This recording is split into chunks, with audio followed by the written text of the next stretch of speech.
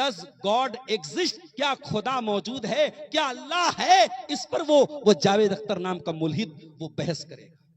यानी वो ये मानने को तैयार ही नहीं है कि इस दुनिया में कोई रब भी है, कोई अल्लाह भी है, कोई इस दुनिया को बनाने वाला। ये दौर आ चुका है जब उलमा को इस बात पे डिबेट करना पड़ रहा है कि अल्लाह है, और इसीलिए अल्लाह के नबी फरमाते कयामत के पहले वो दौर भी आएगा, लोग बहुत ज्यादा सवालात करेंगे, इतने सवालात करेंगे, इतने सवालात करेंगे कि यहां तक सवाल पहुंच जाएगा जब सारी चीजों को अल्लाह ने बनाया, फमन खलक अल्लाह, तो अल्लाह को किसने बनाया, अल्लाह को बनाने वाला कौन है, यहां तक सवाल किया जाएगा। और जब ये सवाल तुम्हारे जहन में आ जाए, तुम्हारे दिमाग में आ जाए, अल्लाह के नबी ने फरमाया फलयंतही वलयतअव्वज़ बिल्लाहि मिनश शैतानिर रजीम। जब इंसान के दिमाग में इस तरीके का सवाल आए तो अल्लाह की पनाह मांगे शैतान मरदूस से, औज़ु बिल्लाहि मिनश शैतानिर रजीम पढ़ ले और जल्दी से अपने ख्याल को दिल से निकाल। ये दौर आ चुका है कि अल्लाह के वजूद पर डिबेट होने वाला है। उलमा को ये साबित करना पड़ रहा है कि अल्लाह भी मौजूद है। मेरे प्यारे साथियों, इस दौर में अपने ईमान की हिफाजत करो। मेरी बहनों, अपने ईमान की हिफाजत करो। और ईमान की हिफाजत करना है तो तीन चीजों को लाजिम पकड़ लो, तीन चीजों पर जरूरी अमल करना है, तीन चीजों को अपनाना है, तभी ईमान की हिफाजत होगी। पहला काम, इल्म हासिल करो, दीन सीखो, ईमान को समझो। हर मस्जिद में मकतब कायम करो। अपने बच्चों को मदरसे में नहीं डालते, कॉन्वेंट में पढ़ाते, स्कूल में पढ़ाते हो, तब भी कोई हर्ज की बात नहीं है, लेकिन मस्जिद में मकतब कायम करो। अच्छे टीचर को रख करके बच्चों को मकतब में भेजो।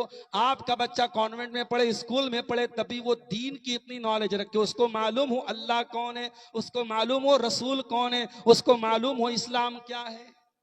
दीन की नॉलेज हासिल, पहला काम करना है। फालम अन्नहु ला इलाहा इल्लल्लाह वस्तगफिर लिज़ंबिका वलिल मोमिनीन वल मोमिनात। ऐ नबी, आप इल्म हासिल कीजिए, अल्लाह के सिवा कोई इबादत के लायक नहीं है। नबी से कहा जा रहा है इल्म हासिल कीजिए। दुनिया का पहला काम यह है, इल्म हासिल कीजिए, और यही इल्म आपको कब्र में काम आएगा। आपके बच्चे डॉक्टर बने, बहुत अच्छी बात है, इंजीनियर बने, बहुत अच्छी बात है, बिजनेसमैन बने, बहुत अच्छी बात है, वो दुनिया के किसी भी कोने में चले जाएं, पहले मुसलमान बने।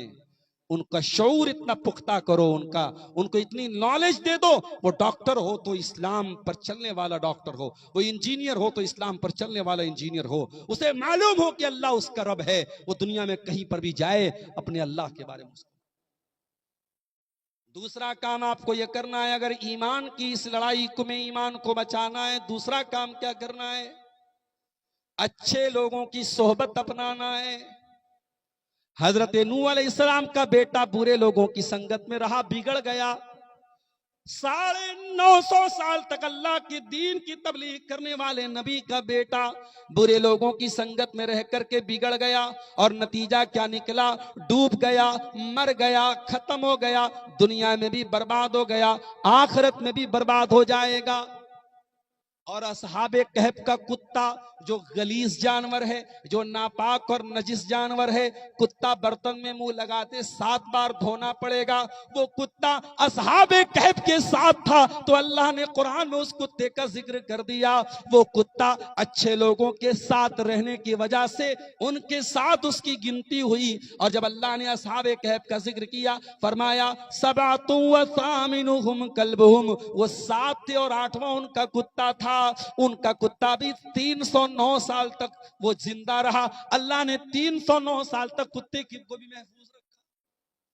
सोहबत का असर होता है मेरे प्यारे, कहीं ऐसा ना हो कयामत के दिन हमें पछताना पड़े कि हम किन लोगों की सोहबत में पड़ गए। यौम यअज़्ज़ु ज़ालिमु यदैहि यक़ूलु या लैतनी इत्तख़ज़्तु मअ रसूलि सबीला या वैलता लैतनी लम अत्तख़िज़ फुलानन खलीला लक़द अज़ल्लनी अन ज़िक्रि बअद इज़ जाअनी व कान अश-शैतानु लिल इंसानी ख़ज़ूला।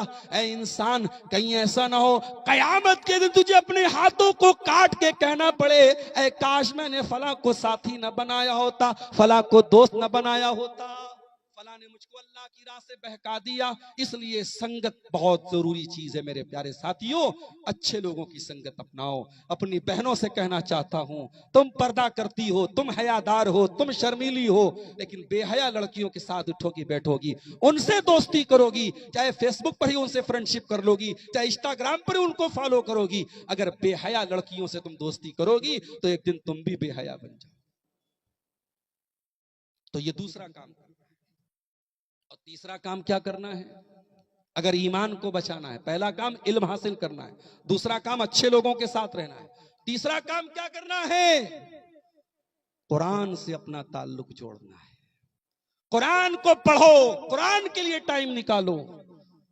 मोबाइल 10 मिनट के लिए डिस्चार्ज हो जाए बेचैन हो जाते हो, व्हाट्सएप पर कोई मैसेज दोस्तों का है ना देख पाओ बेचैन हो जाते हो, इतनी मोहब्बत तुमको मोबाइल से हो गई, इतनी मोहब्बत तुमको सोशल मीडिया से हो गई।